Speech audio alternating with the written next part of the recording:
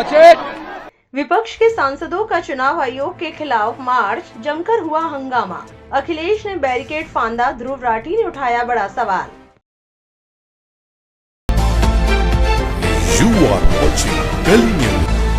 बिहार में चल रहे SIR और वोट चोरों के आरोप में 11 अगस्त को विपक्षी दलों ने संसद भवन से चुनाव आयोग तक मार्च निकाला।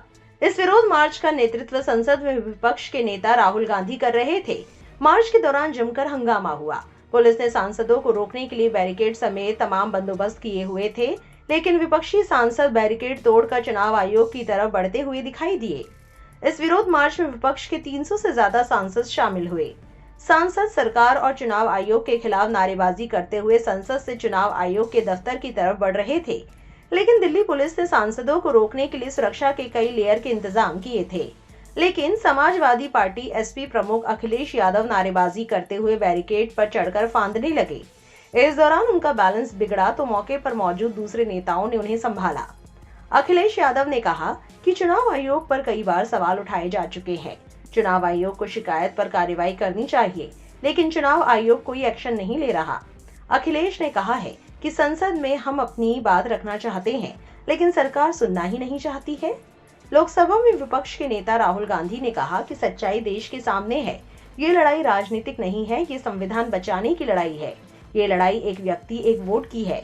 हम एक साफ सुथरी वोटर लिस्ट चाहते हैं। इस बीच यूट्यूबर ध्रुव राठी ने इस मामले पर सख्त सवाल पूछा है। ध्रुव राठी ने कहा कि इलेक्शन कमीशन ने बेशर्मी की सारी हदें पार कर दी। परसों तक उनकी वेबसाइट पर बिहार का ड्राफ्ट वोटर लिस्ट डला हुआ था।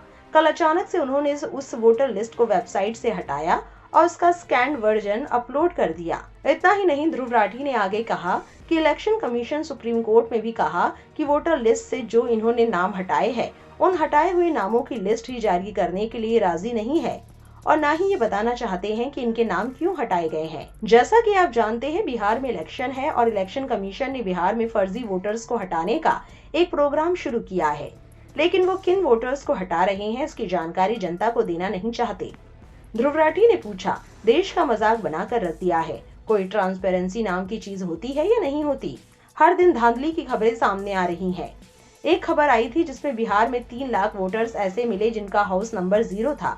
बिहार के मुजफ्फरपुर में एक ही एड्रेस पर 269 वोटर्स रह रहे हैं। देश की जनता की उम्मीदें अब सुप्रीम कोर्ट पर टिकी है। सुप्रीम कोर्ट को ऑर्डर देना चाहिए इलेक्शन कमीशन को लिस्ट जारी करने के लिए। अजयेंद्र त्रिपाठी नाम के एक शख्स ने राहुल गांधी के दावे के बाद पोस्ट के जरिए कहा, राहुल गांधी के हाल के बड़े पैमाने पर वोटर लिस्ट में गड़बड़ी के आरोप के बाद लोग वोटर लिस्ट की PDF को एक्सेल में बदलने के लिए अलग अलग OCR स्क्रिप्ट शेयर कर रहे हैं। लेकिन क्या ये सच में इतना आसान है? मान लीजिए सिर्फ बिहार की बात करें, करीब 77,800 वोटर लिस्ट के हिस्से हैं। साल में 2 बार अपडेट होने पर ये लगभग 1,55,000 PDFs हो जाते हैं। अगर सही टेक्नोलॉजी का इस्तेमाल ना किया जाए तो सिर्फ PDF को टेक्स्ट में बदलने में ही 50-80 दिन लग सकते हैं, वो भी लगातार काम करने पर। अब सोचिए, पूरे भारत की बात करें, यहाँ 10.5 लाख से ज्यादा वोटर लिस्ट के हिस्से हैं, यानी 2 मिलियन से ज्यादा PDFs को प्रोसेस करना पड़ेगा। मुझे इस काम के लिए सही टेक्नोलॉजी के साथ एक तेज और स्केलेबल सिस्टम बनाने में और बाकी काम के साथ साथ 1.5 महीने लग गए। मुझे जानने की उत्सुकता है, अगर आपको शुरू से अंत तक की समस्या हल करनी पड़े तो आपको कितना समय लगेगा?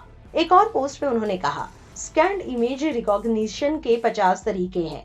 कुछ PDF को स्कैन करके डाटा निकालना एक बात है, लेकिन 1.5 लाख PDF जिसमें 30-40 पेज हैं, उनको लिमिटेड पैसे और कम समय में स्कैन करना दूसरी बात। मुझे ऐसा कोड लिखने में महीने से ऊपर लग गया था जो पैसा और समय दोनों ऑप्टिमाइज कर पाए। कांग्रेस सांसद शशि थरूर भी राहुल गांधी के नेतृत्व में निकाले गए मार्च में शामिल हुए हैं। उन्होंने कहा कि जब तक लोगों के मन में चुनावों की निष्पक्षता को लेकर शक रहेगा, तब तक EC की विश्वसनीयता को नुकसान पहुंच रहा है। अगर ये डाउट दूर हो जाते हैं तो चुनाव आयोग की विश्वसनीयता फिर से हासिल की जा सकती है। इन सवालों का समाधान करने में चुनाव आयोग का अपना फायदा है। आपके इस पूरे मामले पर क्या राय है? कमेंट में जरूर लिखें और ऐसी और वायरल खबरों के लिए हमारे चैनल से जुड़े रहें।